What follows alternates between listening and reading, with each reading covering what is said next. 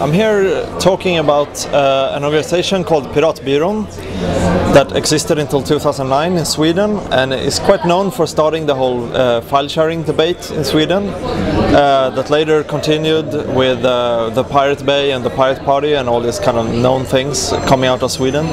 So I gave a talk about the history of this organization and what we did in Sweden. But when we started, I think our main criticism was the fact that nothing happened in Sweden. So it was like a lack of imagination we were turning against, and therefore we wanted to make this kind of provocative but still kind of funny and nice looking and cool videos and actions to make people think a bit outside the box, basically. Nowadays I will give a different answer. I will give the answer that the Sweden that you think of is no longer existing. This is Sweden at least 20 years ago, and a lot of things have happened since then in terms of economic development and political development. So for example, right now Sweden is the country in the world, the OECD country in the world where the difference between rich and poor grows the most. There's been a lot of privatizations going on lately in Sweden and so on. So that kind of welfare state Sweden that people mostly have the idea of that image is lagging behind reality a bit, actually.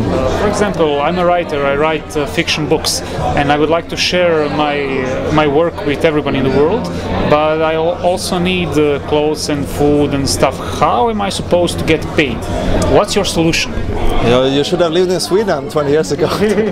No, but our point about this is to ask bigger questions. So I mean, if you look at it in the narrow perspective, it's about does someone pay or not for consuming media or culture and so on. And the larger issue is about how are we organizing our society, what kind of activities are they encouraging, also what kind of culture they are encouraging, and what does people have to do in this society to make ends meet, basically. I don't know if I have a specific answer for you as a writer, but our point was to say, okay, we have this very special situation now where all this file sharing is going on, and we have this new internet technology, at least then was new. So this is a chance to ask the big questions in society, like how do we want to organize the society, what do we want people to be dependent on in order to make a living. So for example, one thing we talked a lot about was, instead of saying, for example, how can I live off my music, which a lot of people don't, of all the musicians, and never have done really.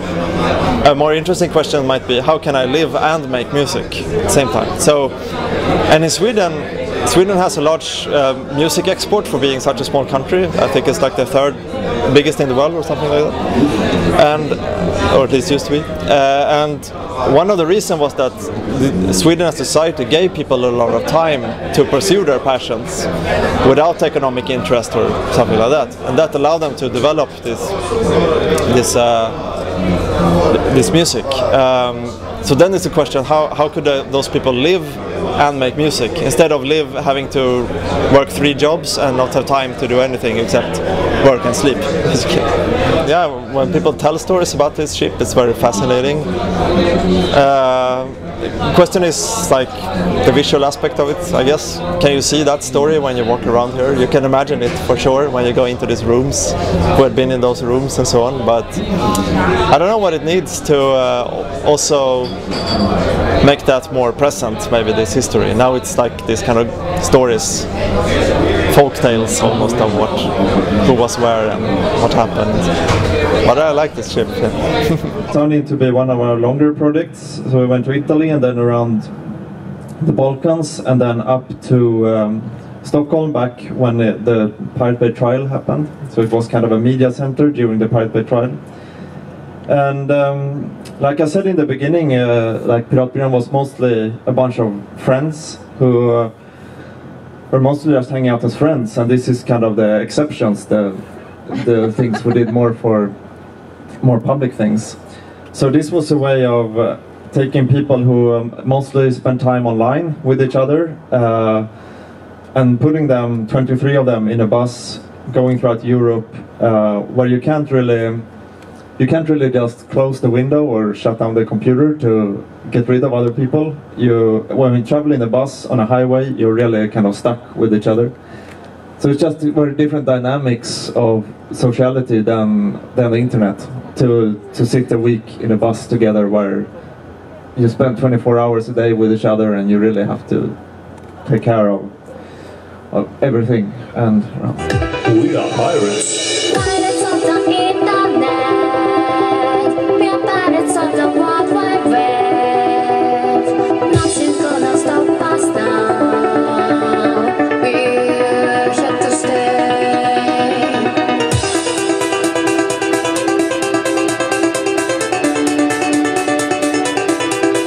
Ovdje sam u svojstvu učesnika, čovjeka koji se pomalo bavi internetom, pa mi je cela priča delovala zanimljivo, pošto imam nameru da se malo usavršavam u sferi interneta, biznisa, interneta kao novog medija, bavim se novinarstvom, ali mislim da ne posjedujem dovoljno znanja, pa eto, kao računam da mogu ovdje nešto naučim. I naravno da se provedem, upoznam gomilu super ljudi i tako. Zadovoljan sam prilično, budući da sam se također bavio organizacijom sličnih događaja u Beogradu. Mogu reći da je za sad, za ovaj posljednjih 24 sata koliko sam ovdje ispunio moje očekivanje. Inače sam program, cijeli ova naredna 2 dana koje će biti... Pa, ja sam neko ko možda i nije toliko upoznat sa svim ovim ljudima, pa sad upoznajem ovdje ljude koji su također došli da učestvuju i onda tražim preporuke neke, tako da malo zanimljuje su dešavanja koji se bave piraterijom, zanimljiv je ambijent, mislim ovaj brod i kao skroz je super priča, da.